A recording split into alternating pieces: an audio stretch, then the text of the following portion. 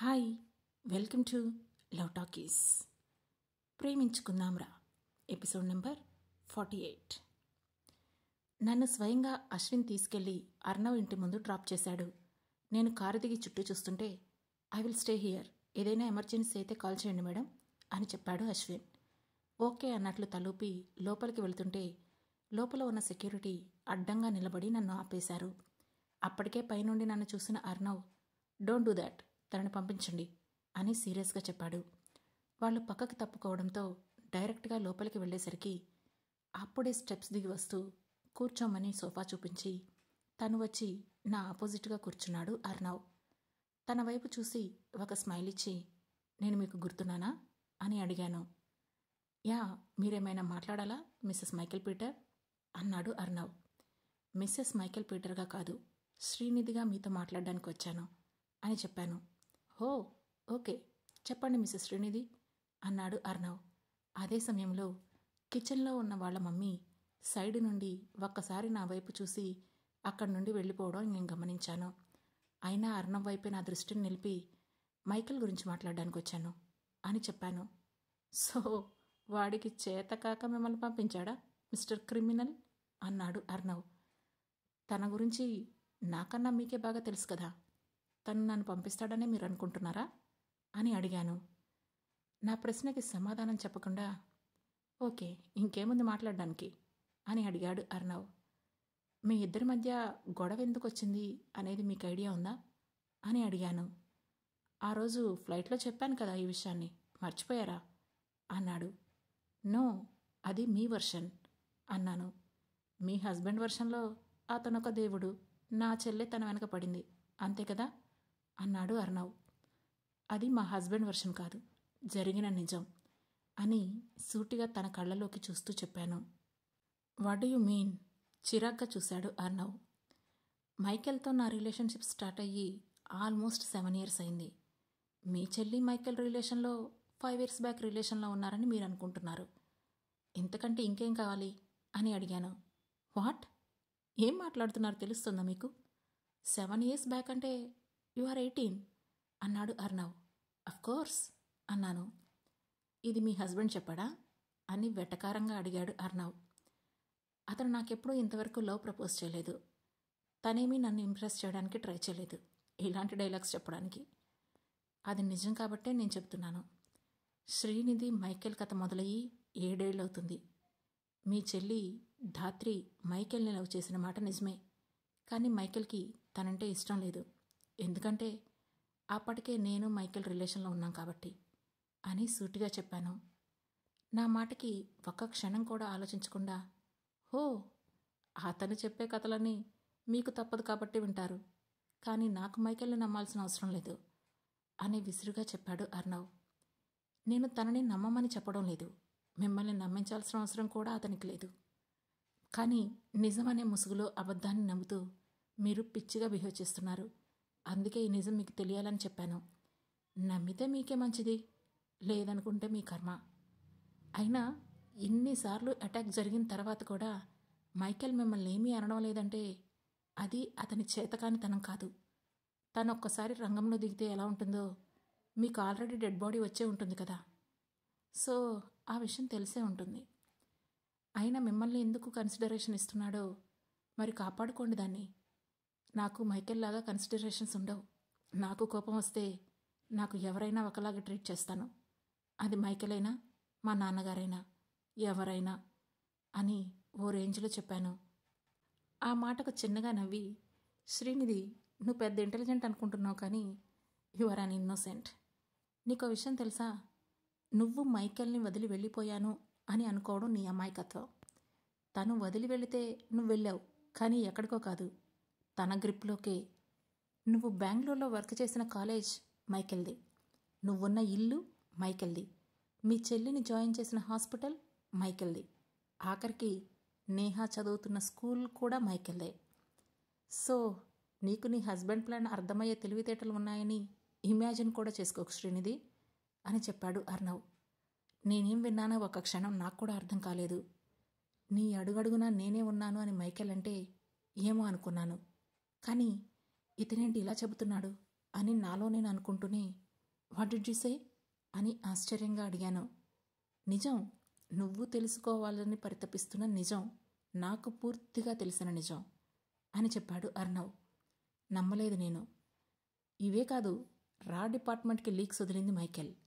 అమర్ నిన్ను మీట్ అయ్యేలా ఛాన్స్ ఇచ్చింది మైకేల్. తన గురించి నీకు తెలిసేలా చేసింది మైకేల్.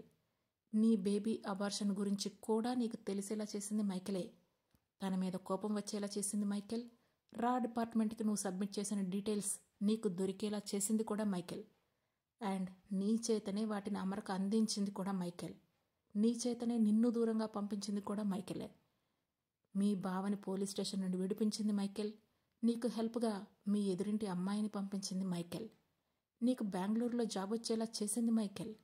నీ ఇంటి చుట్టూ ఒక కంచుకోట కట్టి నిన్ను రాణిలా కాపాడింది మైకేల్. సో ఇన్ని రోజులు నీకు తెలియకుండా దాగిన నిజాలన్నీ ఒక్కసారిగా ఇలా తెలిసిపోతాయని నువ్వెలా అనుకున్నావు? He's the man behind your mind game అని చెప్పాడు అర్ణవ్. అతను చెప్పే ఒక్కొక్క విషయం నా మైండ్ని బ్లాస్ట్ చేస్తోందనిపిస్తోంది. అసలు మైకేల్ అనేవాడు తన వైఫ్ని వేరొకరి దగ్గర వర్క్ చేయనిస్తాడని ఎలా అనుకున్నావు? నీ కోసం ఒక ప్రపంచాన్ని కూడా సృష్టించడానికి కానీ విధ్వంసం చేయడానికి కానీ వెనుకాడతాను అని చెప్పాడు అర్ణవ్. అతను చెప్పే మాటలన్నీ వింటుంటే నా మైండ్ ఒక క్షణం పనిచేయడం ఆగిపోతోంది. మైకేల్ నేనేం చేస్తున్నానో ఎలా ఉన్నానో ఒక కన్ను వేసి ఉంచుతాడనుకున్నాను, కానీ నా ఊపిరిని నా ఆలోచనలను కూడా శాసిస్తాడని ఊహించలేదు. అలా ఎలా నేను అతను అనుకున్నట్టుగానే స్టెప్స్ వేయగలిగాను? అంటే నేను మైకేల్ కంట్రోల్లో ఉన్నానా, లేదంటే నా మైండ్ అతని కంట్రోల్లో ఉందా? నాకే అర్థం కాలేదు. ఒక్క క్షణం కళ్ళు మూసుకొని జరిగిన ప్రతిదీ రివైజ్ చేసుకుంటే అర్ణవ్ చెప్పేదంతా నిజమే అనిపిస్తోంది. అప్పుడు అర్ణవ్ మళ్ళీ మాట్లాడుతూ, మైకేల్ పర్మిషన్ లేకుండా ఈగ కూడా దూరలేనంత టైట్ సెక్యూరిటీ మధ్య ఇదంతా జరిగిందంటే అందులో మైకేల్ ప్రమేయం ఉన్నట్లే కదా అని అన్నాడు. ఓకే, కానీ అదే నిజమనుకుందాం. ఇప్పుడు మీరు చెప్పిన దాంట్లో అన్నీ మైకేల్ గురించే ఉన్నాయి, కానీ అమైరా మీరు కలిసి వేసిన ప్లాన్స్ లేవేంటి అని అడిగాను. ఓ, అయితే మీరు బాగానే ఇన్ఫర్మేషన్ గ్యాదర్ చేశారు అన్నాడు అర్ణవ్. తప్పదు కదా అన్నాను. సో ఓకే శ్రీనిధి, మీరంటే నాకు ముందు నుండి చాలా సాఫ్ట్ కార్నర్. ఎందుకో మిమ్మల్ని చూస్తే అంత త్వరగా బాధపట్టారనిపించదు. I know how pickled your life is right now. So I will get things to you very clear for you. And ఇప్పటి వరకు నేను చెప్పిందే నిజమని చెప్పడం లేదు, కానీ మ్యాక్సిమం ఇదే నిజమని చెబుతున్నాను. మీకు కావాలంటే వెళ్ళి క్రాస్ చెక్ చేసుకోండి అని అన్నాడు అర్ణవ్. ఆ మాటలకు అనుమానంగా నుదురు చిట్లిస్తూ అతన్ని పరిశీలనగా చూశాను. జోసెఫ్ చెప్పినట్లు అతను మైకేల్ లాంటివాడే, కానీ మైకేల్ అంత కాదు. But he's very clever. తన మాటలను బట్టి అది సరిగ్గా అర్థమైంది నాకు. సో ఎక్కడి నుండి మొదలు పెడదాం? అసలు మీ లైఫ్లో డిస్టర్బెన్సెస్ స్టార్ట్ అయింది ఎక్కడ? ఓకే, మీ అబార్షన్ దగ్గర నుండే కదా, అక్కడి నుండి స్టార్ట్ చేద్దాం అన్నాడు అర్ణవ్. ఆల్రెడీ తను చెప్పేది వినడానికి ఆటోమేటిక్గా నేను ప్రిపేర్డ్గానే ఉన్నాను. అప్పుడు అర్ణవ్, మీకు అబార్షన్ జరగలేదు, అది మైకేల్ చేయించాడని మీరు అనుకుంటున్నారు కదా, అదే నిజం. కానీ అతను ఒకవేళ అబార్షన్ చేయించకపోయి ఉంటే ఆ జైగోట్ అనేది నీ బాడీ అంతా డిఫ్యూజ్ అయ్యి చచ్చిపోయేదానివి. ఎందుకంటే నీకు యూటిరస్ ప్రాబ్లం ఉంది. You can never have kids. పిల్లలు అనే ఆలోచన వస్తే నీ ప్రాణానికి నువ్వే ఎసురు పెట్టుకుంటున్నట్లు అని చెప్పాడు అర్ణవ్. అతను చెప్పింది విన్న నాకు 2 రోజుల ముందే నాకు మైకేల్కి పిల్లల గురించి అయిన గొడవ గుర్తొచ్చింది. ఇంకేం మాట్లాడలేకపోయాను. అప్పుడు అర్ణవ్ మళ్ళీ, next what is Michael Peter? నీకున్న ప్రశ్న అదే కదా? నీకే కాదు, అందరికీ తెలియాల్సిన నిజం చెప్పనా? He's not a criminal. Criminal అనే రూపు తనకు తానిచ్చుకొని మీడియాని, పొలిటీషియన్స్ని దారి తప్పేలా చేసుకున్నాడు. తాను బయటికి చూపించే రూపం ఒకటి, తన అసలు రూపం ఒకటి. But he's not a criminal, but a devil. తాను అనుకున్నది సాధించే డెవిల్. 6 years బ్యాక్ నార్వేలో క్యాన్సర్ కోసం ఒక కోర్స్ కనుక్కున్నారు. దాని ప్రకారం క్యాన్సర్ సెల్స్ ప్రొడ్యూస్ అవ్వకుండా ఆపి క్యాన్సర్ని ఎక్కువ కాకుండా ఆపగలుగుతుంది. పాత క్యాన్సర్ సెల్స్ని ఈజీగా వేరే సర్జికల్ మెథడ్తో తీసేయచ్చు. సో వీళ్ళు కనుక్కున్న ప్రాసెస్ ప్రకారం వెళ్తే 4th, 5th స్టేజెస్లో క్యాన్సర్ ఉన్నవాళ్ళు కూడా బ్రతికే ఛాన్స్ పుష్కలంగా ఉంది. కార్సియోజెనిక్ సెల్స్ ఎక్కువగా ఉన్న కంట్రీస్లో ఇండియా అప్గ్రోయింగ్ పొజిషన్లో ఉంది. రానున్న ఒక 5-6 ఇయర్స్లో వరల్డ్లో క్యాన్సర్ పేషెంట్స్ ఎక్కువ మంది ఉన్న కంట్రీస్లో ఇండియా టాప్లో ఉంటుంది. ఆ సిచ్యువేషన్ ఇండియాకు రాకుండా నార్వే నుండి ఆ మెడిసిన్ను ఇండియాకి తీసుకురావడం కోసం పట్టుబట్టాడు మైకేల్. కానీ మన దేశంలో చెడు చేయడానికి ఉన్న లిబర్టీ, స్వాతంత్రం మంచి చేయడానికి ఉండదు కదా. రూల్స్, రాజ్యాంగం చాలా అడ్డొస్తాయి. మరి ఇంత మంచి ఇన్నోవేషన్ మన సొసైటీలోకి వస్తే ఎలా? అప్పుడు హాస్పిటల్స్, ఫార్మాస్యూటికల్ బిజినెస్ మొత్తం దెబ్బతినేస్తాయి. సో ఇక్కడే మొత్తం పొలిటికల్ అండ్ బిజినెస్ ఫీల్డ్స్ మైకేల్కి ఎగైనెస్ట్ అయ్యారు. టు బీ వెరీ హానెస్ట్, నేనే వాళ్ళని ఎగైనెస్ట్గా చేశాను. వీళ్ళంతా ఇలా ఉన్నప్పుడే ఆ ఫార్ములా గురించి తెలుసుకొని ఆ సైంటిస్ట్కి పేటెంట్ని కొన్ని 100 కోట్లు పెట్టి సీక్రెట్గా కొనేసి తన ల్యాబ్లో ఎక్స్పెరిమెంట్ చేశాడు మైకేల్. మీ సారా హాస్పిటల్స్ 4th స్టేజ్లో ఉన్న క్యాన్సర్ పేషెంట్స్ మీదనే ఫస్ట్ క్లినికల్ ట్రయల్స్ వేశాడు. వాళ్ళు కనిపించడం లేదని మైకేల్ ఏదో చేశాడని అనుకున్నారు మన రా డిపార్ట్మెంట్. కానీ వాళ్ళను బ్రతికించే ప్రయత్నమే చేశాడు మైకేల్. ఇన్ఫ్యాక్ట్ వాళ్ళు బ్రతికారు కూడా. కానీ వాళ్ళను అప్పుడే సమాజంలోకి రానివ్వకుండా ఆపి వాళ్ళ సెల్స్తో మరొక కొత్త వ్యాక్సిన్ తయారు చేసే పద్ధతిని కనుక్కున్నారు మైకేల్ స్టాఫ్. సో సారా ఫైనాన్షియల్ అడ్వర్టైజింగ్ కంపెనీ అనేది ఒక ల్యాబ్. అందులో డ్రగ్స్ తయారు చేస్తారు. అక్కడ తయారయ్యే ఒక్కో డ్రగ్ మెడికల్ బిజినెస్ని పాతాళంలోకి తొక్కేస్తుంది. అందుకే అందరికీ ఆ ఏరియా ఒక రెడ్ హైలైట్. అండ్ మాలాగా ఫార్మాస్యూటికల్ బిజినెస్ ఉన్న వాళ్ళందరికీ, హాస్పిటల్స్ ఉన్న వాళ్ళందరికీ మైకేల్ బిగ్గెస్ట్ ఎనిమీ. తను ఇల్లీగల్గా షిప్స్లో ట్రాన్స్పోర్ట్ చేసింది మొత్తం ఆ ల్యాబ్ ఎక్విప్మెంటే. క్యాన్సర్ ట్రీట్మెంట్కి ఉపయోగపడే ఎక్విప్మెంట్ అది. ఇవన్నిటినీ నువ్వు అడిగినా సరే మైకేల్ చెప్పడు. నువ్వు తెలుసుకోవాలని ఎంత పరితపించినా తెలుసుకోలేవు. అందుకే నేనే నీ లైఫ్ను ఈజీ చేసేసాను. కానీ నేను మైకేల్ ఆలోచనలన్నీ డీకోడ్ చేయగలిగాను. కానీ ఆ రాజేష్ నేను చేశాడు. అసలు వాడు ఉనికే ప్రపంచం మర్చిపోయేలా ఎందుకు చేశాడు? నిన్ను తన చేతులతోనే దూరంగా పంపినవాడు మళ్ళీ ఎందుకు వెనక్కి తీసుకొచ్చాడు? Why the hell did he accept Neha into his life? ఈ ప్రశ్నలకు సమాధానం మాత్రం నాకు అర్థం కాలేదు. మీకేమైనా అర్థమైందా మిస్సెస్ మైకేల్ పీటర్ అని అడిగాడు అర్నవ్. అసలు నేను అతని మాటల్ని వినే పొజిషన్లో ఉంటే కదా. అప్పటికే అతను చెప్పినవన్నీ వింటుంటేనే నా మైండ్ ఎక్కడెక్కడో తిరుగుతోంది. అసలు మైకేల్ అలా ఎలా ఆలోచించాడు? సరిగ్గా అతను ఆలోచించినట్లుగానే నేనెలా రియాక్ట్ అవుతున్నాను? తను నన్ను కంట్రోల్లో పెట్టుకున్నాడా? నా బ్రెయిన్ని కంట్రోల్లో పెట్టుకున్నాడా? ఏంటో ఏం అర్థం కావడం లేదు. నాకు మళ్ళీ పిల్లలు పుట్టరని చెప్పాడు అర్నవ్. It's okay. అదేదో మైకేల్ నాతో చెబితేనే సరిపోయేది కదా. కానీ ఎందుకు నాతో గొడవ పెట్టుకుంటున్నాడు? ఆ విషయాన్ని డైరెక్ట్గా చెప్పడం లేదు. అసలు నాకు పిల్లలు పుట్టరు అనేది ఇప్పుడు నాకు పెద్ద విషయంలో అనిపించడం లేదు ఎందుకో. ఆల్రెడీ నేహా ఉంది కదా. అయినా కంటే మాత్రమే తల్లి కాదు కదా. రక్తం, వంశం ఇవన్నీ వినడానికి మాత్రమే. కానీ ప్రేమ, ఆప్యాయత మాత్రమే నిజమైన బంధాలని జోసెఫ్ ఆల్రెడీ ప్రూవ్ చేశాడు. బట్ నేను స్వయంగా అనుభవించింది మాత్రం నేహా విషయంలోనే. ఒక 4 ఏళ్ల క్రితం అసలు నేహా అనే వ్యక్తి నా జీవితంలో లేనప్పుడు ఈ మాట తెలుసుంటే ఖచ్చితంగా ఇంత లైట్ హార్టెడ్గా అయితే రియాక్ట్ అయ్యేదాన్ని కాదేమో. నా ఆలోచనల సునామీలో నేను కొట్టుకుపోతుంటే, హలో మిస్సెస్ మైకేల్ పీటర్ అన్నాడు అర్నవ్. నేను వెంటనే అంటూ తన వైపు చూశాను. ఏంటి ఏదో ఆలోచిస్తున్నట్లున్నారు అని అడిగాడు అర్నవ్. నథింగ్ అన్నాను. So how did Michael accept Neha into his life? అసలు తనలాంటి ఒక నార్సిస్ట్ వేరొకరి బేబీని తన బేబీతో సమానంగా పెంచుకుంటాడని నేను అస్సలు అనుకోవడం లేదు అన్నాడు అర్నవ్. మీరు అనుకోకపోతే ఏంటి? మీరెవరు, నేనెవరు? అతని ఆలోచనలు అంచనా వేయగలమా? And moreover he is my husband. Don't you dare to split your words on అని కోపంగా అన్నాను. అదేం పిచ్చో నాకు. నన్నెవరేమన్నా నోరు తెరవని నేను మైకేల్ని ఒక్క మాట అంటే చాలు నా వాయిస్ గర్జన కింద మారిపోతుంది. అయినా అర్నవ్ నా కోపాన్ని ఏమాత్రం పట్టించుకోకుండా, of course, but I need that answer Mrs Michael అని అన్నాడు Arnav. That is not necessary and out of my business. మీరు తప్పుగా ఆలోచిస్తున్నారు. దాత్రికి మైకేల్కి ఎలాంటి రిలేషన్ లేదు. అది చెప్పడానికి మాత్రమే నేను ఇక్కడికి వచ్చాను. అది మీరు నమ్ముతారా నమ్మరా అనే విషయంతో నాకు సంబంధం లేదు. అయినా మైకేల్ మీ బెస్ట్ ఫ్రెండ్ ఏమో కదా. మీకు తన ఫ్రెండ్షిప్ పై ఉన్న నమ్మకం ఇంతేనా? కానీ మైకేల్ చూడండి, మీరు తన శత్రువు అని తెలిసినా సరే, నేను మీ ఇంటికి వస్తున్నానని తెలిసినా సరే నన్ను మైకేల్ ఆపలేదు. అదే ట్రస్ట్, ఫ్రెండ్గా మీ మీద ఉన్న trust. But what did you do?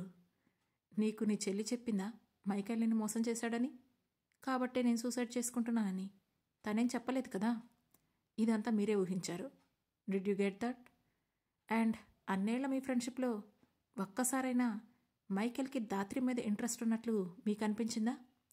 ఈ ఆన్సర్ మీరు నాకు చెప్పాల్సిన అవసరం లేదు. Just think of your self. మీకు నిజంగా మైకేల్ పీటర్ దాత్రిని రిలేషన్లో ఉందామని చెప్పి మోసం చేశాడని అనిపిస్తే మీకు నచ్చింది మీరు చేసుకోండి. But be a wise man, mister Arno Thakur అని సూటిగా చెప్పాను. మీ హస్బెండ్లో మంచి గుణాన్ని మీకు పరిచయం చేసింది మీరిప్పుడు వెళ్ళి కభీ ఖుషీ కభీ గమీ అని పాటలు పాడుకుంటే వినడానికి కాదు Mrs Michael Peter. You are locked in my kingdom. చూద్దాం నీ 7 ఏళ్ల ఆ ప్రేమికుడు ఎంత దూరం వస్తాడో నీకోసం అన్నాడు అర్నవ్. నేను చిన్నగా నవ్వి, హానెస్ట్లీ అర్నవ్, నన్ను విడిపించడానికి మైకేల్ రావాలంటావా? ప్రతిసారి రాముడే సీతమ్మ కోసం లంకకు రావాలా? కొత్తగా సీతే రాముడి కోసం వెళ్ళొచ్చు కదా అని అడిగాను. వెళ్ళొచ్చు, కానీ నేను వెళ్ళనివ్వాలి కదా అన్నాడు అర్నవ్. మీరు నన్ను వెళ్ళనివ్వద్దు, కానీ మీరే నన్ను తీసుకెళ్ళి డ్రాప్ చేస్తే ఎలా ఉంటుంది అని అడిగాను. What the? Oh, now I get it, why he likes him అని అన్నాడు అర్నవ్. ఓ సారీ, మీరు ఇంకా లైక్ దగ్గరే ఆగిపోయారు. We have crossed love, now we are a family అని అన్నాను. Just shut up dude, grow up man అని మొహం చిట్లించి చూశాడు అర్నవ్. ఇప్పుడు నాకు అర్థమైంది మీ ఇద్దరు ఎందుకు ఫ్రెండ్స్ అయ్యారో. మీకు మెయిన్ బిజినెస్గా ఫార్మాస్యూటికల్ కంపెనీస్ ఉన్నాయి కదా అని అడిగాను. యా, అవును అన్నాడు అర్నవ్. అందులో దాదాపు 900 మందికి పైగా ఎంప్లాయీస్ ఒక్కటే జోన్లో ఉంటారు. అదే మీ కెమికల్ ప్లాంట్ అని చెప్పాను. హా అని ఒక క్షణం ఆగి వెంటనే ఆశ్చర్యంతో వాట్ అని అరిచాడు అర్నవ్. నేను నవ్వుతూ, ఏ మీకే మనుషులుంటారా, మాకుండరా? సెక్యూరిటీ దాటి నా మీద అటాక్ చేయగలిగే మనుషులు మీకుంటే, మీ సెక్యూరిటీని దాటి ఆ కెమికల్ ప్లాంట్ని మా కంట్రోల్లో పెట్టుకునగలిగే మనుషులు కూడా మాకుంటారు అని ఇన్నోసెంట్ ఫేస్తో చెప్పాను. దాంతో అప్పటి వరకు కాలు మీద కాలు వేసుకుని కూర్చున్న అతను నేనిచ్చిన షాక్కి కాళ్ళు దించటం, అతనికి ఎదురుగా కూర్చున్న నేను కాలు మీద కాలు వేసుకోవడం ఒకటేసారి జరిగిపోయింది. కానీ అతను నా మాటలు నమ్మలేదు. వెంటనే హడావుడిగా ఫోన్ తీసి వాళ్ళ మనుషులకి కాల్ చేయబోయాడు. వెయిట్, జస్ట్ 2 minutes, మీకే రివర్స్లో ఫోన్ వస్తుంది అని చెప్పాను. బుల్షిట్ అని విసుగ్గా నా వైపు చూస్తూనే ఫోన్ చేశాడు. అవతల వైపు ఎవరు కాల్ లిఫ్ట్ చేయలేదనుకుంటా. వెంటనే తన పర్సనల్ సెక్యూరిటీకి ఫోన్ చేసి, కెమికల్ ప్లాంట్లో ఏం జరుగుతుంది, ఎందుకు ఎవరు ఫోన్ లిఫ్ట్ చేయడం లేదు, సెక్యూరిటీ కెమెరాస్లో ఏదైనా సస్పిషియస్గా ఉంటే వెంటనే నాకు ఇన్ఫామ్ చేయండి అని గంభీరంగా చెప్పాడు. అటువైపు నుండి వాళ్ళేం చెప్పారో తెలియదు, కానీ ఒక క్షణం అతని ముఖంలో ఆశ్చర్యం చోటు చేసుకుంది. అదే ఆశ్చర్యంతో నా వైపు చూశాడు. ఏంటి, కెమెరాలు పనిచేయడం లేదు కదా అని నవ్వుతూ అడిగాను. సీరియస్గా యూ అని కోపంగా అన్నాడు అర్నవ్. జస్ట్ మినిట్, పవర్ కూడా ఆగిపోతుంది అని చెప్పాను. స్టాప్ ఇట్ శ్రీనిధి, పవర్ ఆపితే కొన్ని కోట్లలో నష్టం వస్తుంది అండ్ ఆ రా మెటీరియల్ అంతా వేస్ట్ అయిపోతుంది. యూ కాంట్ డూ దాట్ అని గట్టిగా అరిచాడు మైకేల్. ఆ తర్వాత ఏం జరగబోతుంది తెలుసుకోవాలంటే వెంటనే మన లవ్ టాకీస్ ఛానల్ను సబ్స్క్రైబ్ చేసుకొని ప్రేమించుకుందాం రా సిరీస్లోని నెక్స్ట్ ఎపిసోడ్ను వినండి. మా ఈ కథ మీకు నచ్చినట్లయితే లైక్ చేసి, షేర్ చేసి, కమెంట్ చేసి, హై పాయింట్స్ కూడా ఇచ్చి మమ్మల్ని సపోర్ట్ చేయండి. Thanks for watching.